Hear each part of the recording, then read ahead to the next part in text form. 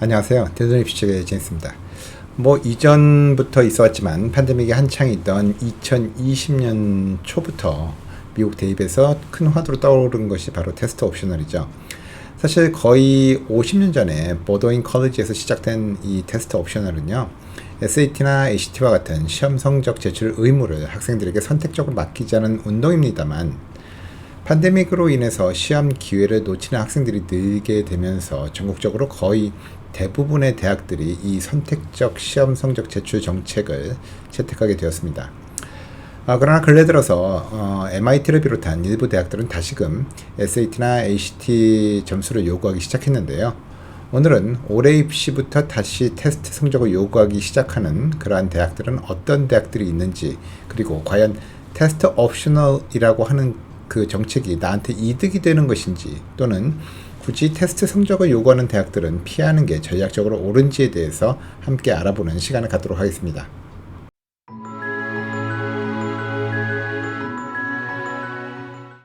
서로 다른 시각차가 분명히 존재를 하겠지만요. 테스트 옵셔널을 지지하는 측에서는 경제적 환경에 따른 표준시험 점수 차등을 이유로 테스트 자체를 대학 입시에서 전혀 고려하지 않는 테스트 블라인드나 또는 지원자의 선택에 맡기는 테스트 옵셔널을 주장을 해왔고요. 일부 의견으로 간주가 되어 오던 이런 주장들이 전국적으로 급속히 확산하게 된 그러한 계기는 2019년 팬데믹 상황이었죠. 그러나 이제 팬데믹 상황이 대부분 마무리가 된 상황에서 일부 대학들은 예전처럼 다시 테스트 성적을 요구하기 시작하기는 했습니다만, 그래도 여전히 많은 대학들은 테스트 옵셔널 정책을 지속할 예정입니다.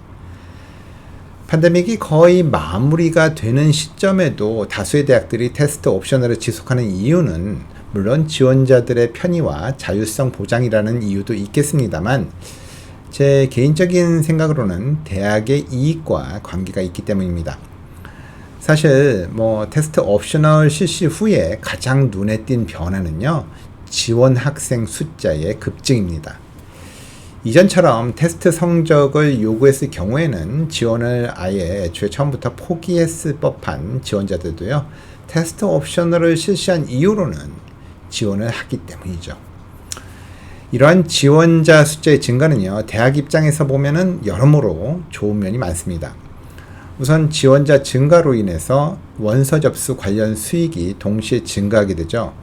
그게 얼마나 되냐 싶겠지만은, 예를 들어서 한 해에 10만 명 정도 지원하는 대학이라고 합시다.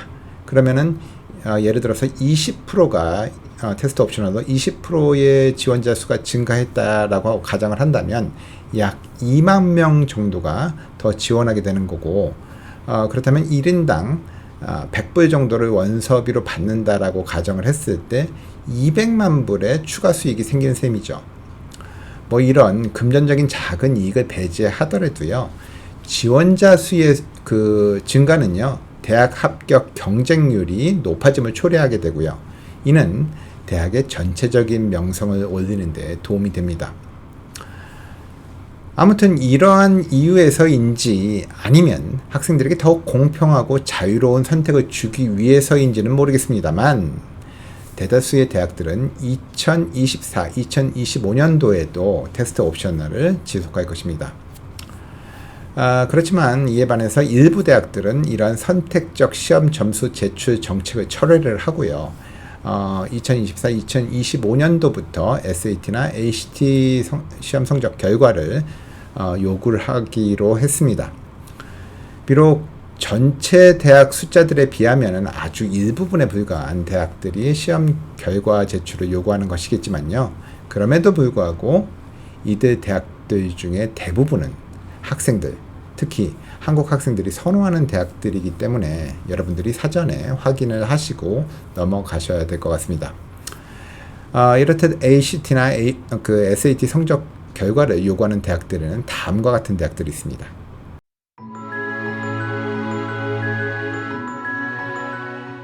우선 제일 먼저 시험 결과 점수를 요구를 하게 된 MIT를 비롯해서요. 브라운 대학교, 다트머스, 칼텍, 예일, 하버드, 조지아 대학교, 그리고 플로리다에 있는 모든 주립 대학들, 그리고 조지타운 대학교, 테니스 대학교, 퍼듀, UT 어스틴, 그리고 회사, 육사, 공사 등을 포함하고 있습니다. 지금 이 리스트에는 안 나와 있지만 스탠포드와 코넬의 경우에는 2025-26년도 즉 올해 11학년으로 올라가는 학생들의 입시 연도부터는요 테스트 결과를 요구하게 될 것이라고 이미 발표를 했습니다. 이들 대학들이 테스트 옵셔널 정책을 철회를 하고 다시 SAT, ACT 점수를 요구하는 이유는요. 이러한 표준화 시험이 지원자들의 잠재력을 예측하는 중요한 요인이 될 수 있기 때문이라고 이야기를 하고 있습니다만 결국에는 지원자들 간의 우위를 비교하기 위한 효과적인 수단이 부족하기 때문이죠.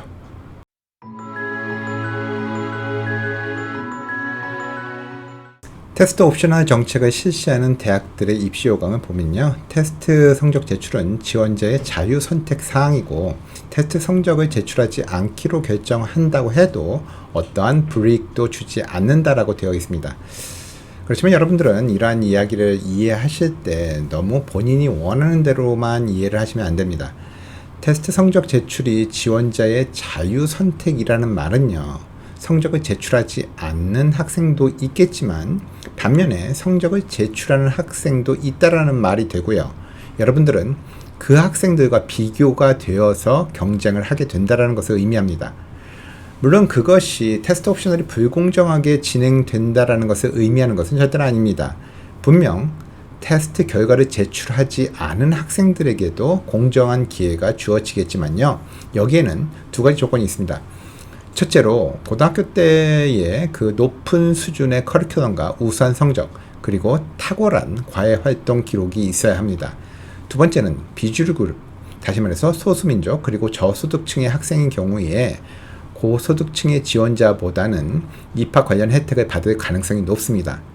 그렇지만 이러한 배경이 비슷한 지원자들 간의 비교에 있어서는 그 대학 평균 테스트 성적 이상의 결과를 제출한 지원자가 합격할 가능성이 훨씬 높습니다.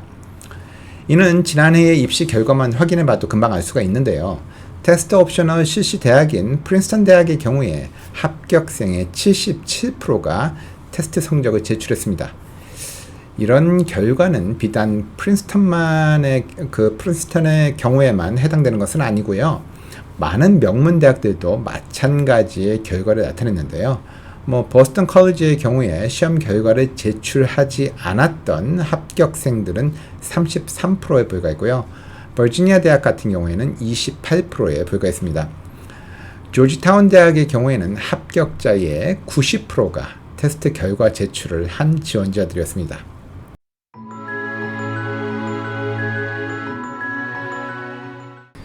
테스트 성적을 제출하는 것이 유리할 것이라고 예상을 함에도 성적 제출을 포기하는 이유는 아마도 만족할 만한 성적을 얻지 못해서일 텐데요.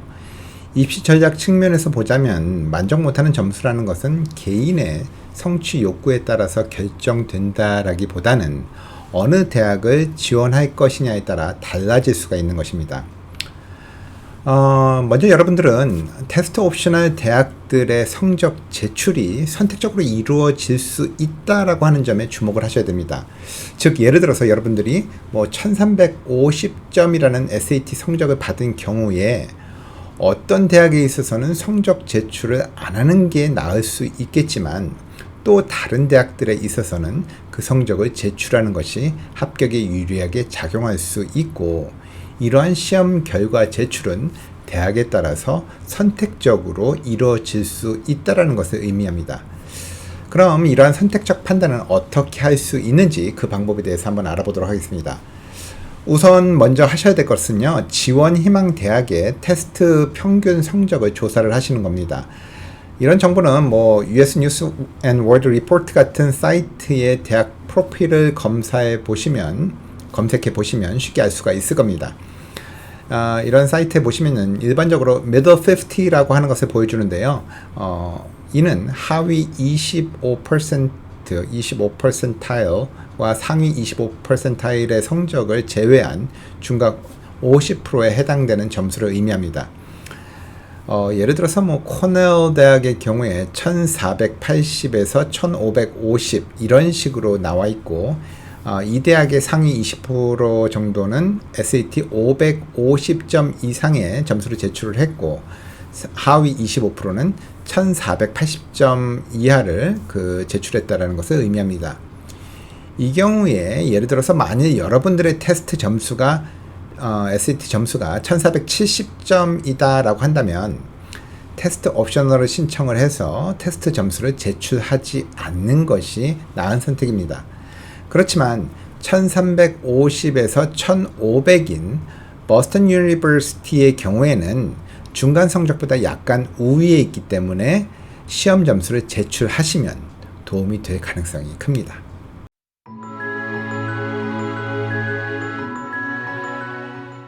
단순히 시험에 자신이 없어서 시험 자체를 치르지 않으셨거나 시험을 봤지만은 좋지 않은 결과로 점수를 제출하지 않을 계획이라면 여러분들 스스로에게 진지하게 물어보셔야 합니다.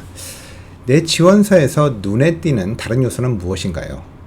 여러분들의 성적이 여러 어드밴스드한 그러한 과목들을 우수한 성적으로 마쳤는지, 또는 과외 활동 기록에 남들과 비교해서 눈에 띌 만한 탁월한 활동이 포함되어 있는지, 여러분들의 열정과 생각을 잘 대변하는 에세이를 완성했는지, 여러분의 지원서에는 여러분들을 판단하는 요소가 다른 지원자들에 비해서 부족하기 때문에 제출된 자료를 아마도 보다 자세하게 들여다보게 될 것입니다. 그렇지만 유학생들과 같은 외국 소재 고등학교 출신이라든지 아니면은 홈스쿨링을 하신 분들의 경우에는 최대한 테스트 결과를 제출하는 것이 유리합니다. 사실 테스트 성적이 없는 학생들의 경우에는 성적표에 주로 의존하게 되는 경우가 많은데요. 미국 내의 고등학교 출신 학생들의 경우에는 사실상 아주 큰 문제가 되지는 않습니다. 왜냐하면은 대부분의 미국 대학들은 미국 고등학교의 커리큘럼이나 성적 기준에 대한 일반적인 이해 지식을 갖고 있기 때문이죠. 과거 자신들의 대학에 진학한 같은 고등학교 출신 학생들의 기록들도 데이터로 보관되어 있고요. 또한 지역 담당관들의 경우에는 해당 지역 고등학교에 대해서 상당히 오랫동안 교류를 하고 해서 상당한 지식들을 가지고 있습니다. 반면 국제 학생들이나 홈스쿨링 등의 비전통적인 교육기관 출신들의 학생들의 경우에는 성적에 대한 객관적이고도 적절한 비교 수단이 부족할 경우에 지원 학생 성적에 대한 올바른 평가를 받지 못할 위험성이 있습니다. 따라서 국제 학생들이나 홈스쿨링 출신들의 학생들 경우에는 SAT나 ACT 등의 표준시험 등을 가능한 한 회피하지 마시고요. 적극적으로 준비를 하시는 것이 올바른 자세입니다.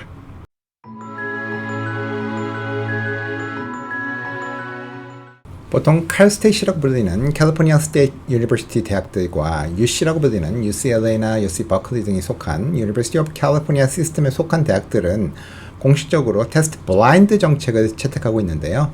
이러한 테스트 블라인드 대학의 경우에는 지원 시 SAT나 ACT 점수를 제출할 기회 자체가 없다는 것을 의미합니다.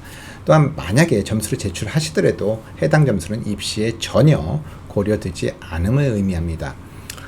많은 숫자는 아니지만 이러한 테스트 블라인드 정책을 실시하는 대학에는 위에 말씀드린 칼스테이트 계열 23개의 대학들과 UC 계열, UC 샌프란시스코를 제외한 9개 대학을 비롯해서요. 캘리포니아에 있는 피처 컬리지, 그리고 오레곤에 있는 리드 컬리지 또는 유니버시티 오브 샌디에고 등이 이에 속하고 있습니다. 팬데믹이라고 하는 예기치 못한 상황으로 인해서 급속히 확산된 테스트 옵셔널 정책은요, 결과론적으로는 대학들이 더 많은 지원자들을 모집하는 데에 성공하게 만들어줬습니다. 그러나 최근 연구 결과에 따르면 테스트 성적이 GPA보다 대학에서 성공 가능성을 더 잘 예측할 수 있는 것으로 나타났어요. 일부 상위권 대학들을 중심으로 점차로 테스트 결과 제출을 하는 정책들을 복원할 것으로 보여집니다. 제 개인적인 의견으로는 SAT나 ACT 준비에 투자해서 얻는 결과는요, 다른 것들에 비해서 시간 대비 이익이 훨씬 큰 편이기 때문에 가급적이시면 시험 준비를 권하고 싶습니다. 그렇지만 어떤 이유에서건 여러분들이 여러분의 실제 능력에 비해서 적절한 점수를 얻을 수 없는 사람이라고 한다면요, 테스트 옵셔널을 이용한 방법을 찾아보시는 것이 현명한 방법이겠죠. 그렇지만 시험 점수를 제출하지 않고도 합격 가능성을 최대한 높이시려면요, 교실 안팎에서 시험 점수를 능가할 만한 뛰어난 무언가를 얻어내야만 할 것입니다. 지금까지 20전문가 제임스였습니다. 감사합니다.